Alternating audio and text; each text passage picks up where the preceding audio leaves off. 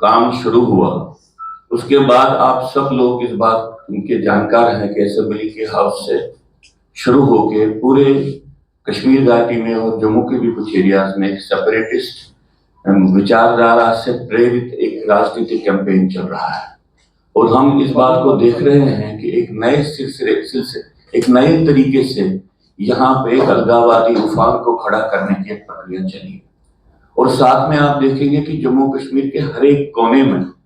हर एक एरिया में टेररिज्म को करने की एक प्रक्रिया भी शुरू हो गई है। इसलिए दो बातें साइमल्टेनियसली हो रही हैं। एक, नए राजनीतिक परिप्रेक्ष्य में यहाँ पे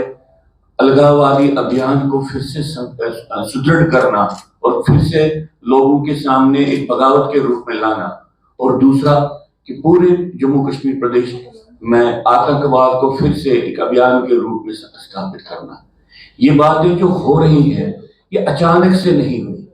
ये ऐसे नहीं हुआ कि जैसे हुकूमत बनने के बाद एकदम से तैयारियां शुरू हो गई। यहाँ पे राजनीतिक तंत्र जो रहा है, यहाँ पे जो जम्मू कश्मीर की जो अंदर जो एक आधारभूत वहां पे जिसको धरती, वो बहुत समय से तैयार की गई है अलगाववाद के लिए और आतंकवाद के लिए। दुर्भाग्य की हमारे लिए बात यह है कि भारत सरकार सिर्फ नॉर्मेलिसी के दम भर रही है, और नॉर्मेलिसी को रिस्टोर करने के लिए जो करना चाहिए ऐसे विषयों से अपने आप को विमुख करती है। तो हम आज की प्रेस कॉन्फ्रेंस में ये कहना चाहते हैं कि दो कारण हैं जिसके कारण अलगाववाद पनप रहा है और जिसके कारण आतंकवाद सिर्फ जम्मू कश्मीर में नहीं पूरे देश में किसी न किसी रूप में हमारे सामने आ रहा है। एक कारण है जो भारत सरकार ने 90 में वहां पे जो अलगाववादी, सांप्रदायिक अलगाववादी आतंकवाद वहां पे हुआ था, उसका जो प्रमुख लक्ष्य था हिंदुओं को निकालने का, जिनोसाइड करने का, उस बात को जो भारत सरकार ने नकारा, डिनाई किया, वो सबसे बड़ा एक प्रोत्साहन बना कि अलगाववादी सांप्रदायिकता विचार से अलगाववादी और जिहादी मानसिकता को पोषण मिले, उसको रिकॉग्निशन मिले, और ऐसे तंत्र को यहाँ पे अंदर से एक एनकरेजमेंट मिले।